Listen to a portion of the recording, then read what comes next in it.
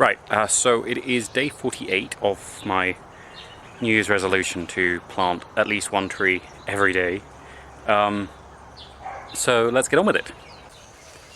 Right, so today's planting is kind of divided into two parts, so I'll sort of address some of the things there as we go through. So first up, I'm putting into the same sort of Wilby thicket area where I got two lychees and the amla, quite close to the sausage tree that I put in a while ago.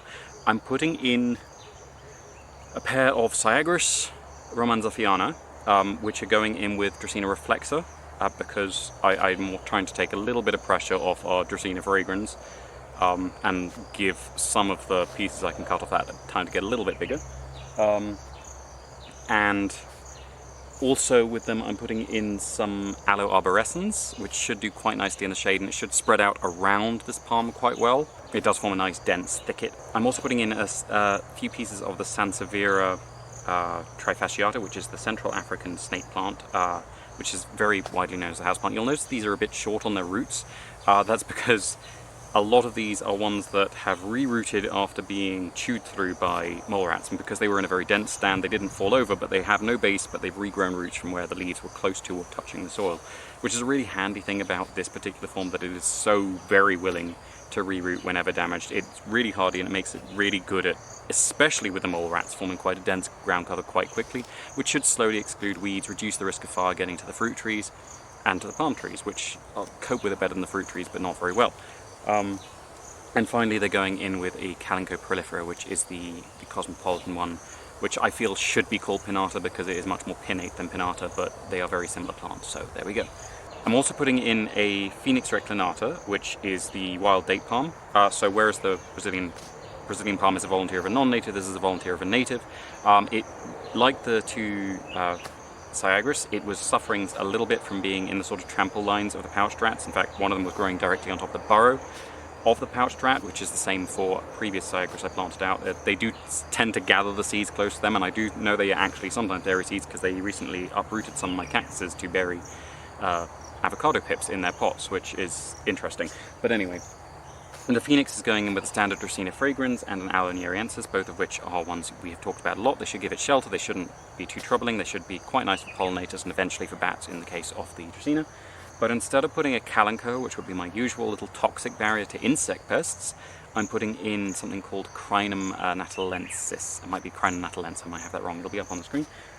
It is the Natal lily. It's not a true lily as far as I know. I think it's Amaryllidaceae, so closer to the September lilies, but it's a very beautiful flower when it isn't flower. It doesn't look like much at the moment other than a sort of slightly odd looking white onion, because at this time of year, after flowering, they tend to get eaten right back down to their bases by Brachystegia, which is one of the native moths.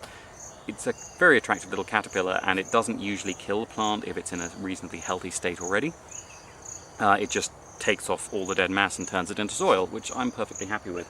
But as with most things that have a very specialist pest to them, the crinum is very poisonous in its own right, so it should stop things like mole rats coming up and chewing the base of this palm if they get peckish.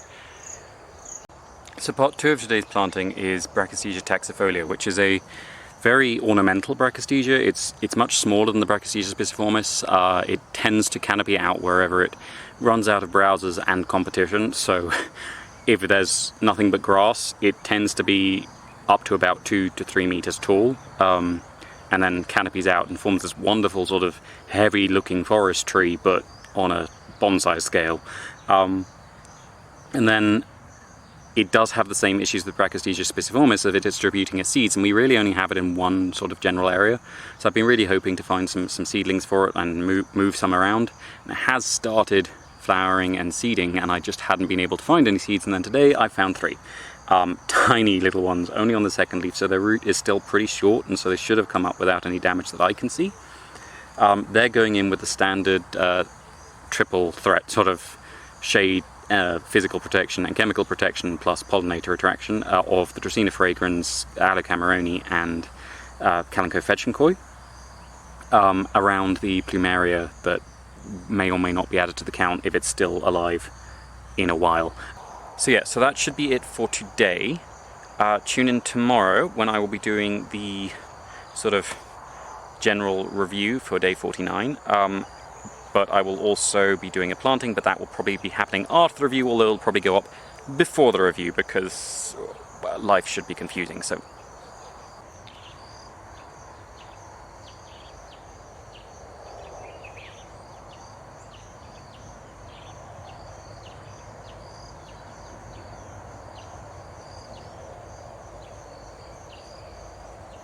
right, so while I was traipsing around getting everything ready for today, I nearly trod on this lovely female giant millipede. So she's not giant in terms of being the largest of the tropical millipedes. She is a Spirostreptid, which includes the largest ones, usually in the genera Spirostreptus and Archispirostreptus, which is sometimes sunk into Spirostreptus.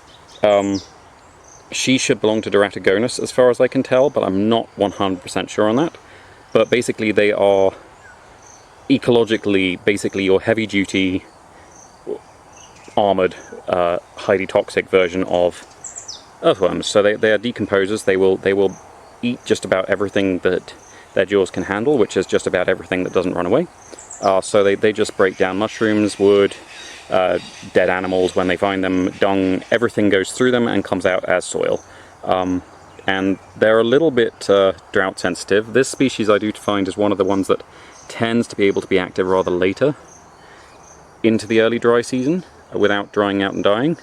Seems to be a little bit more drought tolerant than most of the giant ones we get around. There's a couple of other smaller ones that are also active quite late, but mostly these will all stop being active around April. And these will sometimes still be about until May and sometimes even June. But yeah, they are completely harmless provided you don't eat them, although sometimes with the males, which have these little sticky pads on the undersides of the legs, which she doesn't have because she's a female, I think they can cause a slight irritation of the skin, but if you just wash your hands after handling them, it shouldn't be too bad and it should go away quite quickly. But yeah, so there you have a giant tropical millipede, heavy-duty earthworm.